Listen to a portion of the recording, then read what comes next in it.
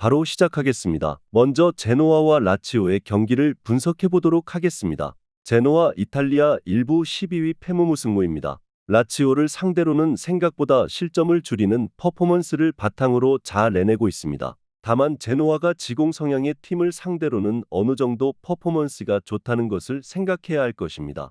라치오는 사리 감독이 물러난 이후로는 투도르 감독 휘하에서 지공 플랜에서 어느 정도 벗어나면서 속공을 노리는 팀으로 변모하는 모습을 보여주기도 했습니다.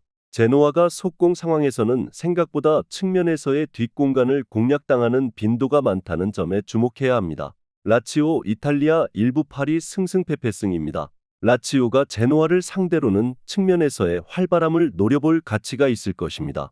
임모빌레, 카스테야노스 두 넘버9 선수가 올 시즌 폼이 좋지 못하지만 라치오는 안데르손을 폴스9으로 가동하면서 측면을 파는 방식으로도 재미를 생각보다 많이 봤던 경험이 있습니다. 라치오가 이제는 카탈디 위주의 지공 성향이 아니라 어느 정도 압박과 활동량이라는 키워드를 가지게 된 것도 제노아를 상대하는 일정에서는 득이 될 것입니다. 제노아가 지공은 몰라도 속공 상황에서의 약점이 어느 정도 있는 팀입니다.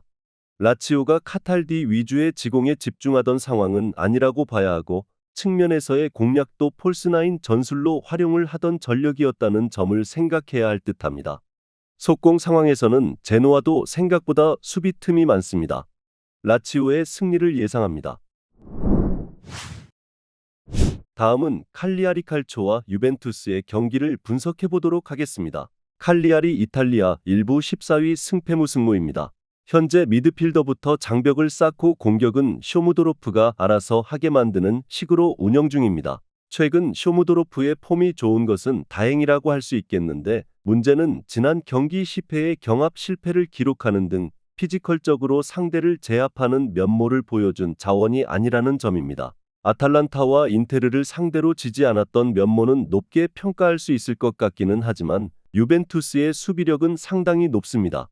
유벤투스 이탈리아 1부 3위 무패승 승부입니다. 사실 유벤투스도 칼리아리의 장벽을 오픈플레이에서 확실히 공략할 수 있을 만한 상황인지는 모르겠습니다. 그래도 키에서가 있는 상황에서는 최소한의 찬스메이킹과 중원과 일선을 연결해주는 상황 자체를 만들 수는 있을 것으로 보입니다. 지난 토리노 전에서도 두 번의 찬스메이킹을 보여주는 등 어쨌든 키에사가 창조성을 보여주는 면모가 없지는 않았습니다. 물론 유벤투스가 늘 중원을 삭제하는 양상이 강하다는 점을 생각해야 하나 키에사가 있는 상황에서는 최소한의 창조성을 기대할 만한 모습을 보여줄 수 있습니다. 쇼무도로프의 폼이 좋기는 해도 3백을 가동하는 유벤투스의 수비력은 여전히 장점이라고 보는 것이 합당할 것입니다. 유벤투스의 승리를 예상합니다. 다음은 프랑크푸르트와 아우크스부르크의 경기를 분석해 보도록 하겠습니다. 프랑크푸르트 독일 1부 6위 승패무 무패입니다. 현재는 아우크스부르크를 상대로 맞불을 놓기는 어렵습니다. 지면 승점이 동률이 되는 상황이고 혼전을 만들면서 승점을 챙기는 아우크스부르크의 플랜도 상당히 신경 쓰일 것입니다. 다행히 아우크스부르크를 상대로는 실점을 펑펑 내주는 편은 아니었는데 특히 홈에서는 0대 실점률을 유지하면서 최소한의 장점인 중앙에서의 단단함을 보여주고는 있습니다. 아우크스부르크 독일 1부 7위 승승무패승입니다. 아우크스부르크의 컬러는 공격성을 바탕으로 상당히 강하게 몰아치는 것입니다. 다만 프랑크푸르트가 아우크스부르크의 빌드업을 멀뚱히 바라보는 편은 아니었습니다. 따라서 아우크스부르크 입장에서 프랑크푸르트는 상당히 까다로운 상대입니다. 홈에서 2대1로 이기기 이전에는 약 5년 동안 승리를 거둔 적이 없던 팀이 프랑크푸르트였습니다. 프랑크푸르트가 일단 순위를 지키기 위해서 상당히 수비적으로 나설 가능성도 높을 것입니다. 다행히 홈에서는 프랑크푸르트의 수비가 아주 큰 흠이라고 보기는 어려울 것이고 패스를 그냥 두고 보지만은 않는 전력이라서 아우크스부르크도 프랑크푸르트를 상대로는 꽤 까다로움을 느끼던 편이었습니다. 언더 2.5 양상 속 무승부를 예상합니다. 다음은 빌바오와 그라나다의 경기를 분석해 보도록 하겠습니다. 빌바오 스페인 1부 5위 승승패무무입니다. 지난 경기에서는 상당히 선수들의 몸이 무거워 보였습니다. 코파델레이에서 승부차기를 갖기에 어느 정도 홈에서도 체력적인 부담이 있었을 전망입니다. 그래도 홈에서 에너지 레벨이 충족된 상황에서는 늘 강한 프레스를 바탕으로 상대 전진을 막아세우고 쇼카운터를 가는 방식으로 재미를 상당히 보고 있는 상태입니다. 그라나다에게는 의외로 약한 모습을 보이고 있지만 이는 빌바오가 홈에서 플레이를 하는 상황에는 적용되지 않는 내용이기도 했습니다. 그라나다 스페인 1부 19위 페페페페승입니다.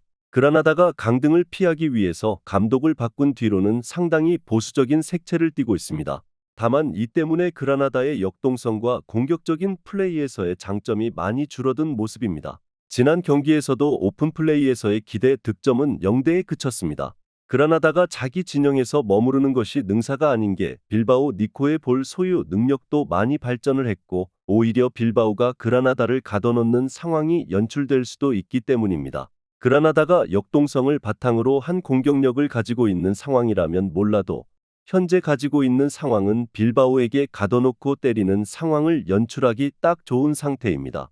빌바오가 그라나다 원정에서는 좀 고전하는 양상이 있어도 빌바오 홈에서는 2014년 이후로는 진 적이 없기도 합니다. 빌바오의 승리를 예상합니다. 마지막으로 니스와 로리앙의 경기를 분석해 보도록 하겠습니다. 니스는 지난 라운드에서 랭스 상대로 승점 1점을 따냈습니다. 시즌 초중반까지 무패를 이어가며 8위와 1위 경쟁을 하던 팀이었는데 이제는 다음 시즌 유럽 대항전 진출을 위해 더 승점이 필요합니다. 최근 홈에서는 몽펠리에와 낭트 등 하위권 팀에 패했기에 이 경기에서 반드시 승리가 필요합니다. 테렘 모피와 모하메드 조의 투톱과 더불어 보가와 라보르드 등이 모두 공격적으로 골을 노릴 것입니다. 로리앙은 이런 상황이 이어지면 강등 혹은 승강 플레이오프로 추락할 수 있습니다. 때문에 남은 6경기에서 최대한 많은 승점을 따내야 다음 시즌도 리그앙에서 뛸 수 있고 이 경기가 중요합니다. 브레스트와 몽펠리에 등에 연패한 최근 골이 터지지 않기에 강팀 상대로 무리한 운영보다는 수비 위주로 실점하지 않는 데 집중할 것입니다. 언더 2.5 양상 속 니스의 승리를 예상합니다. 영상에서 알려드리는 내용들은 모두 1차 분석 내용들이며 2차 분석과 최종 조합픽은 영상 하단 고정 댓글 링크로 문의 주시면 안내 도와드리도록 하겠습니다. 시청해주셔서 감사합니다.